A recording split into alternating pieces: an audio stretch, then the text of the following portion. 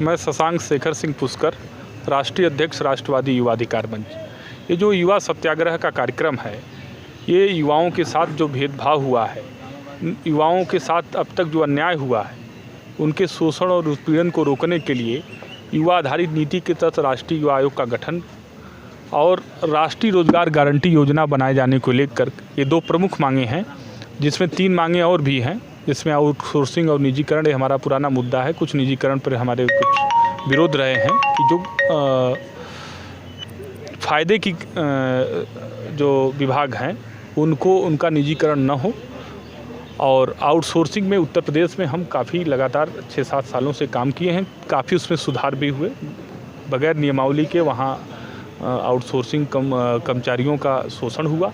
इन तमाम सवालों को लेकर के मेरा मानना है कि राष्ट्रीय स्तर पर युवा आयोग का गठन हो, राष्ट्रीय रोजगार गारंटी योजना बने, जिससे नौजवान अपने अधिकार संरक्षण संवर्धन अपनी भूमिका भागीदारी को सुनिश्चित कर सके। इन मांगों को लेकर के मैं आज 7 जून, क्योंकि आप जानते हैं कि आज ही के दिन सविनय अवज्ञा आंदोलन की शुरुआत की गई थी। 5 जून का दिन ऐसा था कि जयप्रकाश जी के आंदोलन की शुरुआत थी, तो जून का महीना मेरे लिए आज सबसे मैं अहिंसात्मक तरीके से अपनी बात। क्या लगता है आपको कि आपके एक बार जंतर मंतर पर उपस्थित होने से या सत्याग्रह चालू करने से आपकी मांगों को तुरंत काम हो जाएगा? देखिए, सही चीज़, सही बात आप बार बार नहीं, एक ही बार पर्याप्त होता है। और मैं एक बार नहीं, ये मूवमेंट हमारा 2013 से लगातार चल रहा है। मैं उत्तर प्रदेश में सक्रिय था। एक बार गोरखपुर से दिल्ली तक यात्रा भी करके युवा अधिकार एवं न्याय यात्रा के माध्यम से मैंने माननीय प्रधानमंत्री जी को, महामहिम राष्ट्रपति जी को ज्ञापन सौंप दिया है। अब जंतर मंतर में एक राष्ट्रीय संदेश देना चाहते हैं कि नौजवानों की ये मंशा है, नौजवान आपको हाथों हाथ लेते हैं, आपको दूसरी बार प्रधानमंत्री बनाए। नौजवानों के लिए, उनके हक हकूक़ के लिए, उनकी अधिकार की रक्षा के लिए यदि राष्ट्रीय स्तर पर आयोग का गठन हो जाएगा, उनके लिए एक रोजगार का पैमाना तय हो जाएगा, ठोस कार्य योजना बन जाएगी, रचनात्मक योजना बन जाएगी, तो निश्चित रूप से युवा आपका ऋणी रहेगा। कहीं ना कहीं आप सरकार की नीति का विरोध कर रहे हैं। एक तरीके से नीति का विरोध नहीं है, हम नीति बनाने की बात कर रहे हैं। हम किसी की नीति की बात कर रहे हैं, इसका मतलब यही तो होगा कि आप पुरानी नीति को विरोध कर रहे हैं। नहीं, नीति बनी कहाँ है युवाओं की? बात तो ये मैं कर रहा हूँ ना कि युवाओं की कोई नीति हो तो मुझे बताइए, आप युवाओं का कोई आयोग हो तो बताइए, या राष्ट्रीय रोजगार गारंटी जैसी कोई कार्य योजना बनी हो बीटेक एमटेक MCA करने के बाद। मोदी जी का नारा है सबका साथ सबका विकास, उसमें सब लोग आ जाते हैं, चाहे उसमें युवा हो, महिला हो, या कोई भी वरिष्ठ नागरिक हो, या फिर कोई भी मनुष्य हो। तो आप इस पर कैसे कह सकते हैं? नहीं, तो सबके साथ सबके विकास की बात तो वही तो कह रहा हूँ कि 65% की आबादी का जो नौजवान है देश में, 65% नौजवान मानते हैं आप ना, आप भी नौजवान हैं, तो उन 65% की आबादी को क्यों अछूता छोड़ दिया गया? उनके लिए कोई आयोग क्यों नहीं बनाया गया? हम तो सभी जाति धर्म मजहब संप्रदाय को एक मंच पर लाने की बात कर रहे हैं। तो उसी मुहिम को तो हम राष्ट्र के निर्माण में जो प्रधानमंत्री जी की सोच है, उसी सोच को आगे बढ़ाने का काम कर रहे हैं कि 65% नौजवानों को एक मंच पर लाने का एक बहुत बड़ा प्रयास हो सकता है। और ये राष्ट्रीय युवा आयोग के गठन से और युवा आधारित नीति से, राष्ट्रीय रोजगार गारंटी जैसी योजना बना देने से नौजवानों के अंदर एक नई उम्मीद की किरण जगेगी। इसी आशा के साथ हम 5 सूत्री मांग पत्र के माध्यम से प्रधानमंत्री जी से अनुरोध कर रहे हैं। आपने जो अपना ज्ञापन दिया है वो अभी केवल प्रधानमंत्री तक को ही दिया या आगे भी किसी और? नहीं, राष्ट्रपति जी को दिया गया है और माननीय प्रधानमंत्री जी को दिया गया है। अगर आप क्या क्या मांगे? मांगों में यही है कि राष्ट्रीय स्तर पर युवा आयोग का गठन हो युवा आधारित नीति के तहत, और योग्य कुशल नौजवानों बेरोजगारों के लिए राष्ट्रीय रोजगार गारंटी योजना बनाई जाए। जो प्रतियोगी छात्र हैं उनकी परीक्षाएं निःशुल्क हों। यदि समय सीमा पर परीक्षाएं नहीं होती हैं, उनकी समय सीमा एक निश्चित हो। यदि उसमें कोई अनियमितताएं होती हैं, कोई शिथिलता बरता है, तो उसके जो भी जिम्मेदार अधिकारी पदाधिकारी हैं उनकी जवाबदेही सुनिश्चित की जाए। इसके लिए कानून बनाए जाएँ। और परिवार में एक सदस्य को सरकारी नौकरी अथवा स्वरोजगार की व्यवस्था सुनिश्चित हो राष्ट्रीय रोजगार गारंटी योजना के अंतर्गत। यदि ऐसा नहीं हो पाता है तो 10,000 रुपये तक उसको रोजगार न मिलने तक बेरोजगारी भत्ते का प्राविधान हो।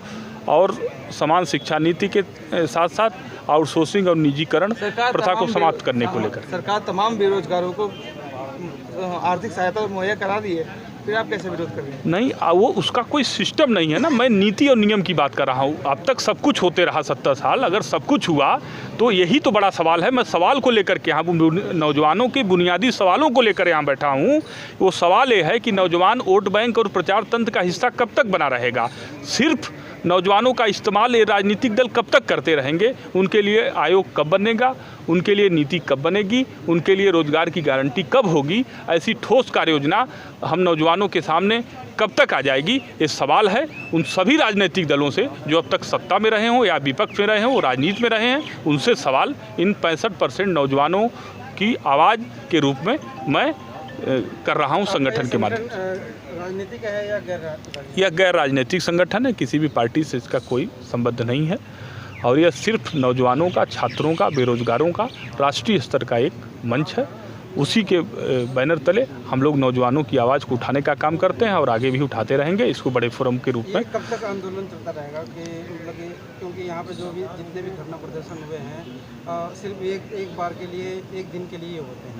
नहीं, वो नदारद होगा। हमारा यदि कोई लोगों का कोई सकारात्मक यदि निर्णय लिए जाते हैं तो धरना प्रदर्शन कोई आवश्यक थोड़ी ना है। धरना प्रदर्शन तो तभी किया जाता है जब आपकी बातें न मानी जाती हों, जब आपकी चीज़ें न हो, जब आपको वो चीज़ें सुलभ तरीके से मिल सकती हैं तो धरना प्रदर्शन हम लोगों का काम है कि लोकतांत्रिक तरीके से सरकार तक अपनी बात पहुंचाना। वो काम हम लोग अहिंसात्मक रूप से कर रहे हैं। यही तरीका होता है, उस तरीक़ों को हम लोग अपना रहे हैं। अभी तक आपके साथ में कितने लोग? 65% देश की आबादी का 65% नौजवान की आवाज़ और नौजवान हमारे साथ है। मैं उनकी आवाज़ हूँ। मैं अपने को 65% आबादी का नौजवान मानता हूँ। इस कार्रवाई पर अगर आपको कोई ठोस आश्वासन नहीं मिलता है तो आगे आप क्या कार्रवाई करेंगे? आंदोलन की रणनीति बड़ी होगी और इससे बृहद कार्य योजना बनेगी और राष्ट्रीय स्तर पर हम अभी से 6 महीने का हमने प्रधानमंत्री जी को अपने उसमें समय भी दिया है। 6 महीने के अंदर यदि कोई उस पर सकारात्मक कोई संदेश नहीं प्राप्त होते हैं तो निश्चित रूप से आंदोलन बड़ा होगा ताकि नौजवानों की ताकत का एहसास कराया जा सके। क्या आप विश्वास करेगी जनता जो इतना बड़ा मतलब आप बता रही हैं आपके साथ में है, कहीं आप कहीं किसी राजनीतिक बैनर तले कहीं दबके तो नहीं रहेंगे?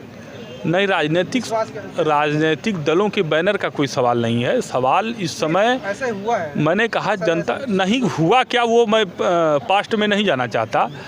मैं इस समय वर्तमान में नौजवानों की उन बुनियादी सवालों के साथ खड़ा हूं जिन बुनियादी सवालों की राजनीतिक दलों को उठाना चाहिए, उनके लिए प्रमुखता से लड़ना चाहिए। वो नहीं कर पाए, वो उससे अछूते रहे, इसलिए आज राष्ट्रवादी युवा अधिकार मंच की आवश्यकता पड़ी है। तो हम उनकी लड़ाई लड़ने के लिए कटिबद्ध हैं, संकल्पबद्ध हैं। हम उनकी लड़ाई लड़ेंगे मजबूती से। धन्यवाद।